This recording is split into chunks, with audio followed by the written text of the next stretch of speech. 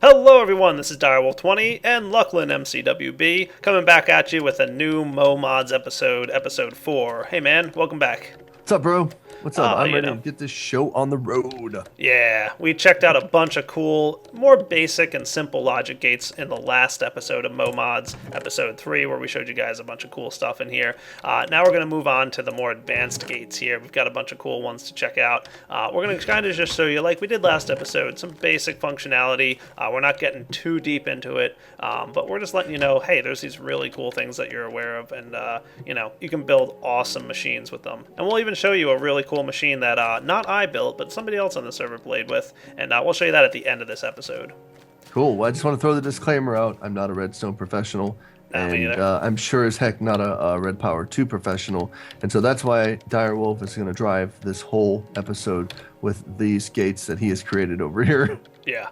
We will check out the RS NOR latch first. This is a pretty cool one. I like the RS latch. It's one of my favorites. It's almost like a 1-bit memory cell in that you can store information. So I've got a blue button over here and an orange button over here. And basically the way these work is when you press the button, it's going to cause that light to turn on. So this input here causes this input to turn on. But every time I press this button, it's not going to change anything. It's just going to keep it on. And then this button kind of reverses it. So that's what an RS latch does, is it kind of stores that information, and it keeps it stored until it receives a signal from the other side, in which it turns off that store, and it'll turn this one on. So it's a nice way to you can almost use this to make a button act like a lever, or like you push a button and it keeps this thing lit up. Yep. Now, I did want to note also that you could use this to keep a door open. Like if Yes. you wanted to, instead of a door just automatically shutting, you would use this to keep a door open. It would keep it in a certain state, and then you would have a reset switch. That's what I was going to ask about this. Yeah. Because if you come over here, because I actually do have that set up. I have that set up right here. Oh, it's cool. the same thing. Yeah. Right there. Yep, that's an RS latch right there. And basically what this was for is you could put power to a door, open the door would stay in the open state until you reset it. Yep. And the reset button, when you did that, it would shut the door. So does that do that over here? Same thing? Exactly the same thing. Okay, so when you push on these right here, this is considered the reset button. Yeah. Over here, the opposite side. Got it. Okay, that's cool. Yep. And I've used this in instances where I've had like the button opens the door. Yeah. And then like a pressure plate on the other side of the door closes it. Oh, okay, That's cool. a neat way to do it. And if you wire it up real complicated, like you can also have the pressure plate open it so that you can get out again. So you don't trap yourself behind the door. Yeah, that would suck. Yeah. Good stuff, though. And there's one nuance to the RS latch gate. You can shift right-click on this thing again. In this mode, where it's not like... I think of this mode, it looks kind of like almost like a snake or something going on there. But in this mode here, it's kind of... it's more open where when you activate the button, it keeps the input on and the output on at the same time. So note that both of those are on. Both lights. Yes. So just a little bit different depending on what your needs are. So again, cool. One gate doing multiple things. It's all awesome. I like it. Yeah. I like it. It's very cool. All right, so we have a lot of stuff set up over here. Wow. Yeah, these are the more complex gates, but they really make for some awesome and compact designs. One of my favorites that I use a lot, believe it or not, is a state cell. This thing's perfect for like running a cooldown or something like that. Let me show you over here what it does. Is basically it receives a signal on the side here, on the left side of the thing, and watch what happens when I push the button. Boom. It keeps that signal on until this timer ticks, and then it real quick flashes on the right-hand side here. And you can adjust this like a timer, so you can change the duration. So I can bump it up to 5 seconds, for example. Right? And now when I push the button, boom. It'll keep that redstone signal on the front for 5 seconds. Ooh, so this could be like for like a timed door to keep open and then shut. Yeah, you can do that. Okay. That's perfect. And then you note that it pulses on this side. And the great thing about the state cell pulsing on that side, you ready for this? Yeah. This is the best part. Boom, have another state cell there. Ooh, okay. Right? So then like one state cell runs and activates the next one in sequence. Okay, that is really cool. Isn't that neat? Yeah, that's really cool. Wow. Very cool. That's awesome. Now, if you have this bottom lever on, by the way, when you activate the state cell, it'll Yeah. keep it on, and it won't activate the timer. Oh, wow. So it keeps that enabled, so it kind of holds the state of the machine until like you like let go of this guy, and then the timer's allowed to run. Okay, wow, that is awesome. So that's for some more complicated and crazy stuff. Very cool. I like that one. That's Yep. actually okay. What's this one? What do we have? This is the transparent latch. This guy is neat.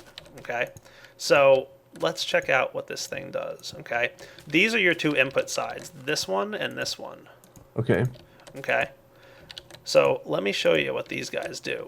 Okay, first off, when this thing is off, this lever does nothing. Okay. That's basically the rule of the transparent latch. Okay, so Yep. watch. If I turn this guy on, then this lever over here turns these guys on and off. Other two. Okay, nice.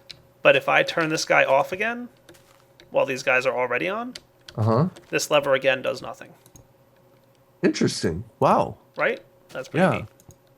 And we're going to show you guys using this in a really cool design in the future. In about a minute or two here, I'm going to show you a neat design we made with a bunch of transparent latches. Okay, that's cool. I like Yep. that one. That's pretty neat. All right. What do we have here? What is this? This is the multiplexer. The multiplexer. This is neat. This guy basically, the bottom input, this one, determines which of the two sides controls the output. Okay. Cool. So like right now, the right lever is controlling the output. See that? Yeah. And the left lever does nothing. Interesting. Okay. So when this guy's on, the left lever controls the output, and the right lever does nothing. Okay, makes sense. That's cool. Cool. Yeah. So like that's these really gates, cool. they're pretty cool, and you can, if you're really good with redstone, unlike me, you can do some awesome stuff with this. And anybody who's like a redstone genius is probably jumping through hoops right now. I assure you. What's going through my head like this is almost like a puzzle where you have this main switch, in the beginning that you have to, you find a way to flip that switch, and once you flip that switch one way, it opens up a part of a maze, and then you go through that part of a maze, and maybe it opens to that switch again, and it gives you the ability to flip that switch again and opens the second part of the maze. Yep. That And will it's work. really Yeah. cool what you can do with it. Yeah, there's so much you can do. And these kind of redstone contraptions would probably be huge to make. Oh, they would be gigantic to make. Yeah. Wow. Yep. Now this guy is the synchronizer. This guy Okay. is cool. You know what an AND gate does, right? Yeah. All right, this is an AND gate that is also like a memory cell at the same time. Okay. So push one of the buttons. Okay. Boom. It didn't do anything, but it remembered that this button has been pushed. Oh, whoa, it's got an indicator on. Yep. Oh, are you serious? Yep. And when you push the other Wow. button, then it outputs. Okay, that is freaking cool. Right? Isn't that neat? Yeah, that's real neat. That's awesome. And you can Okay. keep hitting this button all you want. It's not going to do anything until both conditions have been met when this button gets received. So it's kind of like an AND gate, but with like, button format. But it's kind of like an AND gate, yeah, with button format, and it holds the charge. It basically holds the charge until it gets the next charge, and then it discharges through Yeah. that's awesome. Through the You could output. probably do this with like an AND gate and an RS NOR latch if you wanted to, but, It would be, the compressed. footprint would be gigantic Yeah. in Minecraft. All right, what's this? Randomizer. Flip the lever. Oh, so this is just a randomizer. Okay, Yep. cool. So it just randomly emits out different sides. It's totally random which side it's emitting at any point. And when you turn off the lever, it's going to hold the state that it's in. Interesting. That's pretty cool, right? Just flip it with my screwdriver. Yep. Okay, that's really cool. Like that too. That's awesome. Yep. A lot of people have wanted to be able to build randomizers with vanilla redstone. Very hard to do. This guy, dude, just one block. Boom, you're done. Yeah, there it is. Just one block. Boom, you're done. That should be her slogan. Yeah. Just one block. Boom, you're done. Nice. We keep Right. coming up with slogans for this mod, don't we? I know. Oh, it goes on walls. Yeah. That's our Alright, other what's- slogan. Red Power 2, it goes on walls. It goes on walls. All right. Oh, that's awesome. This is your counter. This is actually a pretty simple one, but I wanted to show it to you. Saved it for this episode. Check out the interface on this guy. Okay, let me go ahead and look. Oh, I have freaking screwdriver in my hand. That's okay. Fix it. I messed it up. I will Oh, fix it. wow. Oh, wow. So it's got a maximum count 4 Mm-hmm. at plus 25, then increments of 1 and decrements of 1. Wow. Yeah. That is so cool.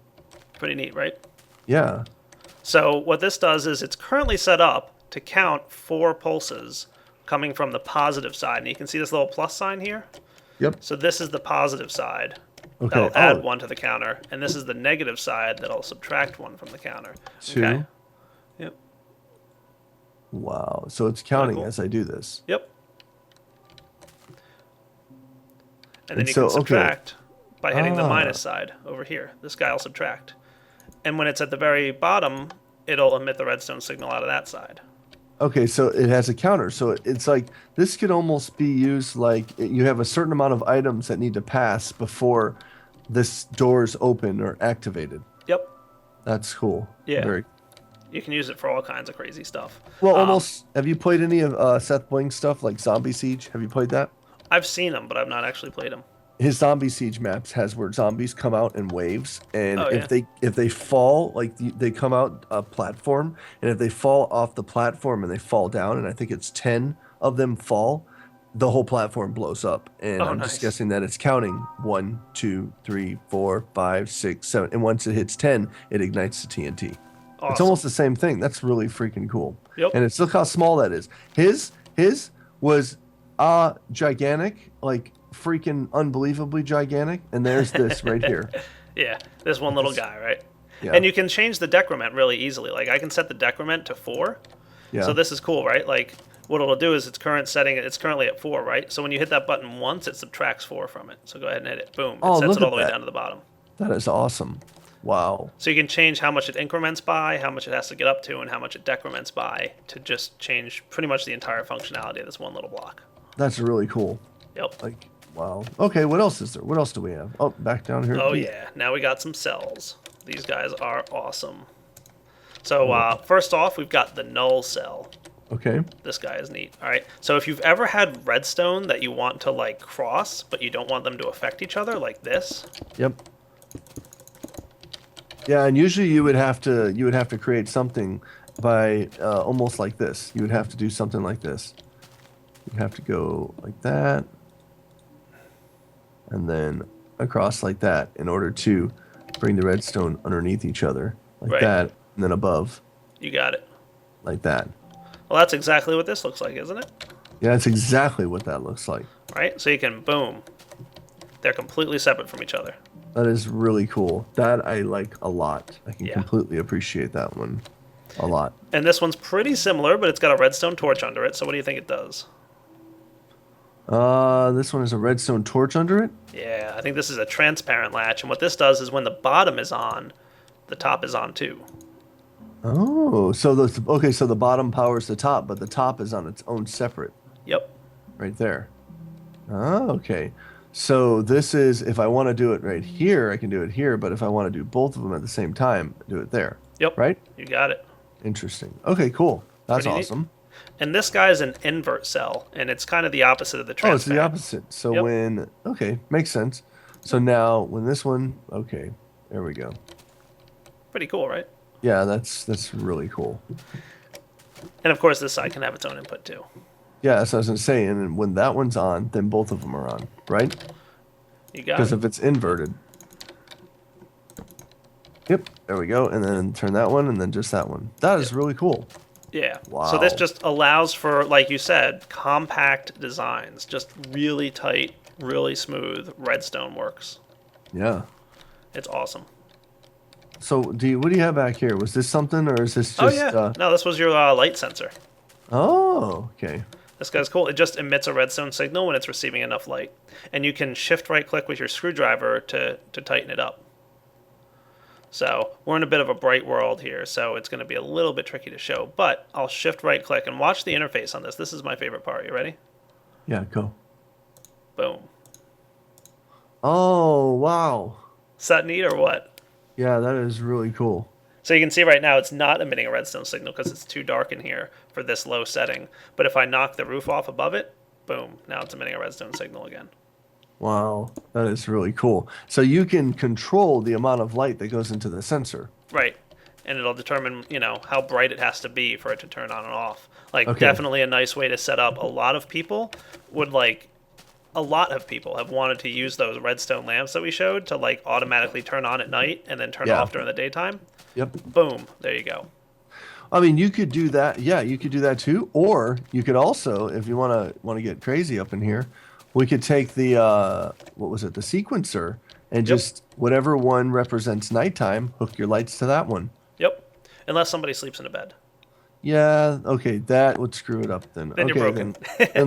Then we'll just do that one again. I love moving at light speed. You can tell we've been playing with these mods for a little bit. Oh yeah, it's cool stuff, isn't it? Yeah, it is. So that covers a lot of the gates. Let's look at putting a couple of them together. Okay, let's do that. All right, come over here. I want to show the shift register, because anybody who's ever tried to build like an in-game like real deal clock has probably tried to deal with the shift register at some point, and these are literally massive in the world of Minecraft. I mean, a 6-bit shift register like I've set up here would probably be like, 10 by 10 by 3 stories tall, and like literally a piece of redstone and craziness everywhere, right? Go look up how complicated a shift register is, and you'll see what I mean. But this guy is cool. We're using transparent latches here, all set up next to each other, so they're all transparent latches. And this is just a pulse former here. Remember we talked about those last episode? Yep. So every time I hit this button, it's going to send a pulse. And right now it's not doing anything, but that's okay. I'm going to go ahead and turn this lever on, and this will start the shift register. You ready? Check this bit out. Yep. Boom, the first light turns on. And next time I send a signal, the next light turns on. And it's going to keep filling up. Now if I turn this lever off, the next light will be off, but it's going to shift these 3 lights down together. And it's going to continually shift down. That's why it's called a shift register. Like that. Oh my goodness, that's cool. And those 3 lights are moving together. Wow. And I can keep clearing it. Like that. And I could do like, alternating.